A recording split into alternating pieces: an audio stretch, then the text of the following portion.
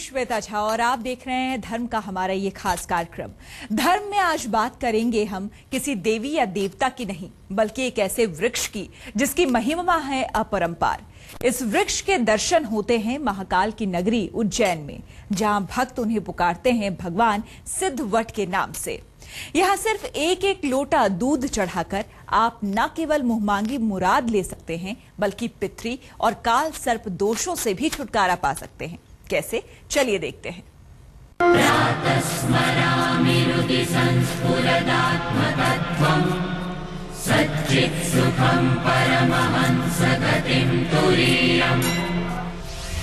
एक लोटा दूध दिखाएगा चमत्कार। सिद्धवट भगवान का मिलेगा आशीर्वाद। पितरों को मिलेगी मुक्ति, खुल जाएंगे वैकुंठ के द्वार। कच्चे धागे से पूरी होगी हर मन्नत। पार्वती संग शिव देंगे दर्शन आज। दूध की धार दिलाती है महादेव का वो वरदान, जिसे पाना नहीं होता सबके वश की बात। शिव की नगरी उज्जैन, जहां कण कण में बसे हुए हैं शिव, इसीलिए तो यहाँ सभी देवता भी पूजे जाते हैं लिंग रूप में। उनमें से ही एक है भगवान सिद्धवट। उज्जैन के भैरवगढ़ क्षेत्र में शिप्रा नदी के किनारे बना है वो सिद्ध स्थान, जिसे भक्त सिद्धवट के नाम से पुकारते हैं, जहाँ केवल एक लोटा दूध पूरी कर सकता है आपकी हर मनोकामना। क्या है इसके पीछे की कहानी, ये जानने से पहले सुनिए क्या है भगवान को एक लोटा दूध चढ़ाने की महिमा। धार्मिक मान्यताओं में यहाँ पर संपत्ति, सद्गति और संतति, सब प्रकार की, तीनों प्रकार की कामना पूर्ण होती है। संपत्ति है ना, धन संपदा के लिए लोग यहाँ पर आते हैं और वट वृक्ष में धागा बांधते हैं। कोई भी अपना सर्विस कार्य है, धंधा व्यापार है, या कोई मानसिक रूप से परेशान है, उन सब चीजों के लिए यहाँ वट वृक्ष में धागा बांधते हैं मनोकामना करने के लिए।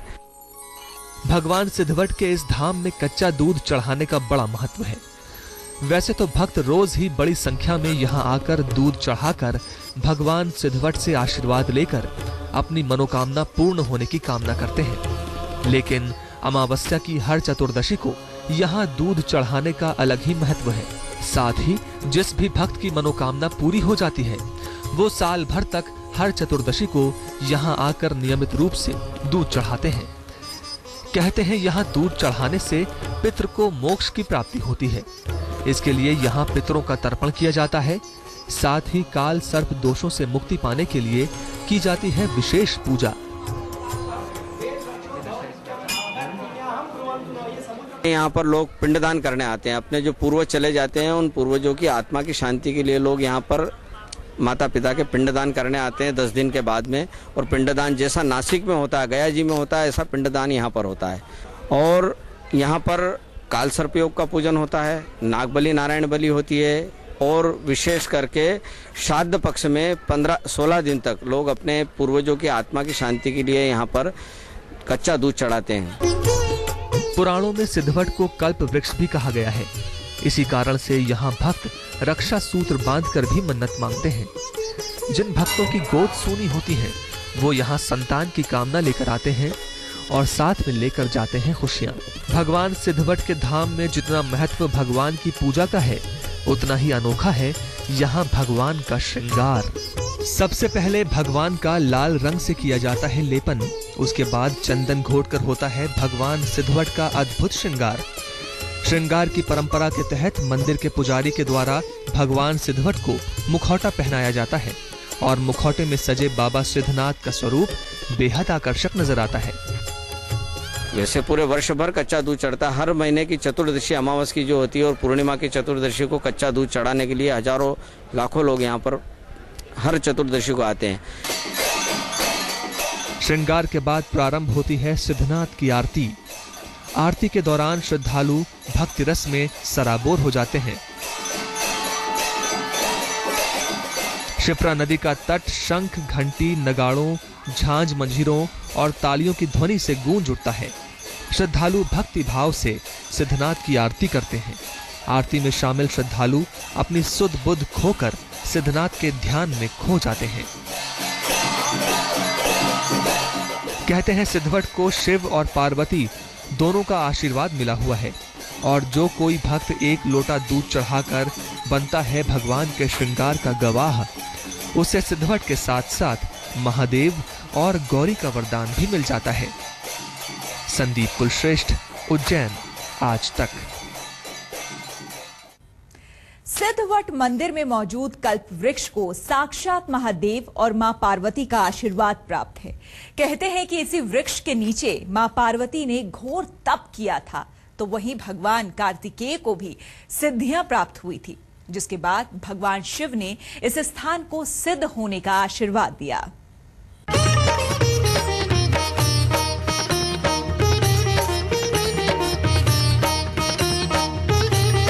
सदियां गुजर गईं, युग बदल गए, लेकिन ये स्थान अभी भी हर आने जाने वाले को सुना रहा है कहानी उन पलों की जब उमा रूप में पार्वती ने औघड़ दानी शिव को पति रूप में पाने के लिए अपना सर्वस्व न्योछावर कर दिया था।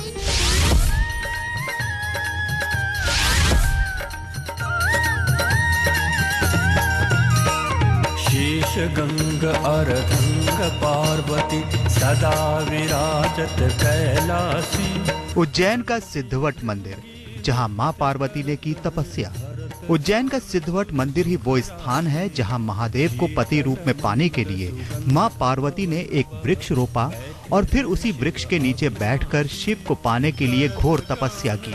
कहते हैं जब शिव प्रकट हुए तो उन्होंने पार्वती को संगिनी के रूप में तो स्वीकार किया ही, इस वट वृक्ष को भी आशीर्वाद दिया कि जो कोई यहाँ आकर दूध अर्पित करेगा, पूजा करेगा, उसे महादेव का वरदान भी मिल जाएगा, पितरों को मोक्ष मिलेगा और हर मनोकामना के पूर्ण होने का आशीर्वाद भी प्राप्त हो जाएगा। इस धाम से जुड़ी एक और मान्यता है जो इसे विशेष दर्जा दिलाती है। कहते हैं ताड़कासुर राक्षस ने एक बार इंद्रदेव से उनका समस्त राजपाट छीन लिया था। तब सभी देवता महादेव की शरण में जा पहुँचे। महादेव ने कार्तिकेय को इस काम को पूर्ण करने का आदेश दिया।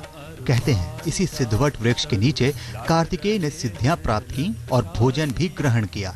कार्तिकेय ने ताड़कासुर का वध कर दिया और शिव ने इस वट वृक्ष को सिद्ध होने का वरदान दिया। साथ ही इसी स्थान पर उज्जैनी के सम्राट विक्रमादित्य ने इस सिद्ध वट के नीचे तपस्या कर वेताल को अपने वश में किया था।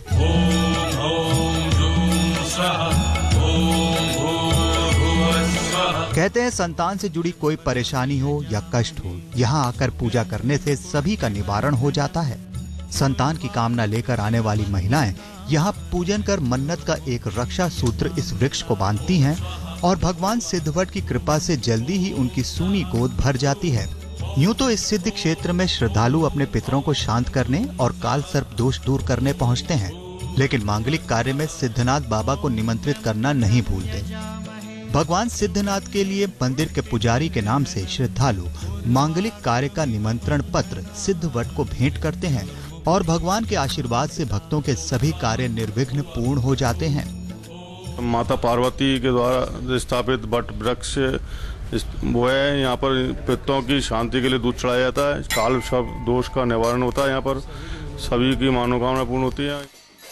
महाकाल की नगरी के कण कण में महादेव का बोलबाला है, लेकिन इस सिद्धवट वृक्ष का अपना एक अलग ही महत्व है।